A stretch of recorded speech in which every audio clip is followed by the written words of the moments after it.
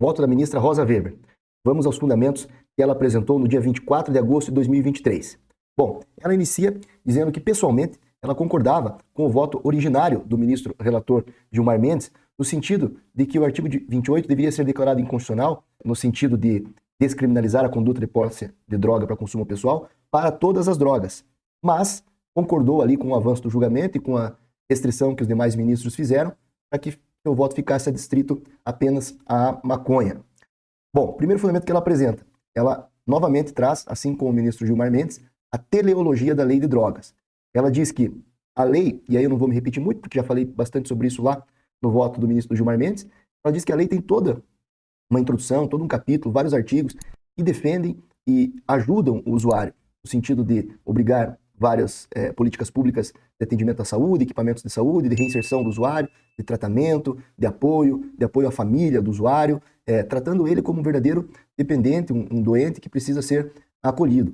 E que o artigo 28, assim como o ministro Gilmar Mendes já havia dito, vem em contrariedade a tudo o que mais a lei trata sobre o tema. Ou seja, ela tem todo um escopo de proteção ao usuário e, de repente, ela apresenta um artigo criminalizando esse usuário.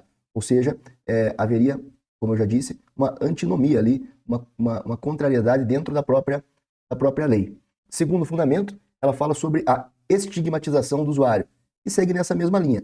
E essa criminalização, ela rotula, estigmatiza, coloca o usuário como um criminoso e isso dificulta com que ele procure ajuda, procure os equipamentos de saúde e procure se tratar. E, na prática, faz com que menos pessoas se tratem e o problema da utilização de drogas seja pior combatido do que seria caso não houvesse essa criminalização. Em seguida, ela parte para dizer que falta um critério objetivo para distinguir usuários de traficantes.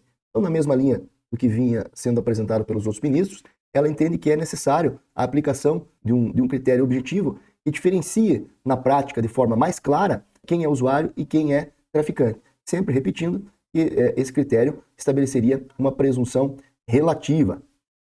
E ela cita alguns julgados do STF para fundamentar seu posicionamento, em que o STF reverteu condenações dos tribunais pelo Brasil e de juízes de primeiro grau, condenações de pessoas com pequenas quantidades de drogas, especialmente pequenas quantidades de maconha. Então ela diz que, nesta linha de que o STF vem revertendo essas condenações, haveria que se estabelecer um critério objetivo para uniformizar a jurisprudência e orientar os demais julgadores pelo Brasil. Sobre o artigo 28, ela entra num detalhe no sentido de que, como eu disse nos outros vídeos, o artigo 28 sempre foi tratado pela doutrina como um artigo que protegia tanto a saúde do usuário quanto a saúde pública, de uma maneira abstrata. E a ministra não concorda com esse posicionamento. Ela diz que o artigo 28 não objetiva salvaguardar a saúde pública, mas sim tutelar a integridade pessoal do usuário. E, segundo o entendimento dela, caso não se entenda dessa maneira, isso transformaria todo usuário em um potencial traficante. Então, na visão dela, o artigo 28 deve ser interpretado como algo que protege tão somente a saúde do próprio usuário de drogas e não a saúde pública. E aí, como consequência desse raciocínio, ela apresenta mais um fundamento, que é o da autonomia privada. Se o artigo 28 salvaguarda não somente a saúde do usuário, transgredir a própria saúde, utilizar substâncias que ofendam a sua própria integridade física, estaria dentro da liberdade, da autonomia privada e da sua intimidade. Ou seja, ela fala que os indivíduos têm a capacidade de definirem as regras de regência da sua própria vida particular. Isso aqui é expresso do voto dela. Né? Consubstancia o núcleo inviolável do direito à liberdade, capacidade das pessoas de se autodeterminarem. Em resumo, ela diz que o ser humano pode fazer o que quiser, desde que não transgrida o direito de outros. Eu acho uma posição muito libertária, a qual eu pessoalmente até gosto. O problema é que esse argumento apresentado pela ministra, ele não legitima apenas o uso de drogas, ele legitimaria também a venda. Porque se uma pessoa pode usar isso, está dentro da esfera moral, individual, privada dela, se ela pode comprar drogas e isso ofende apenas a própria saúde, qual o problema daquela pessoa que vende? Porque aquela pessoa que vende não obriga ninguém a comprar. Ela apenas coloca à disposição aquele produto proibido e o usuário quer comprar, adquirir para seu uso próprio. Se nós tratarmos que o artigo 28 tutela apenas a saúde privada do indivíduo e não tutela a saúde pública, esse mesmo argumento serve para nós legitimarmos a venda da droga. Que só compra quem quer, só vende quem quer, e isso não ofende, não transgride direito de outras pessoas. Que é o que ela diz no voto dela. Ela diz: o ser humano pode fazer o que quiser, desde que não transgrida o direito de outros. Ou seja, uma relação comercial de compra e venda de drogas entre duas pessoas não ofende direito de terceiro nenhum, nesta visão que a ministra apresentou, de que o artigo 28 tutela tão somente a saúde privada do agente. A inclusão da saúde pública com o bem jurídico tutelado pelas normas antidrogas é justamente para evitar todo o sistema de drogas, a compra, a venda, o uso, a distribuição, a entrega, a consumo. Se nós passarmos a entender como ela, de que apenas é a saúde privada atingida, na minha visão, esse é um argumento que legitima, inclusive, a venda, a distribuição, a entrega, a consumo.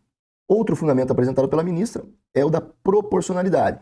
E aí ela vem na mesma linha do ministro Luiz Roberto Barroso, dizendo que criminalizar a conduta de portar drogas para uso pessoal é desproporcional, por atingir de forma veemente o núcleo fundamental da autonomia privada. Ou seja, naquela linha de que o direito criminal é a última ratio, o último recurso a ser utilizado.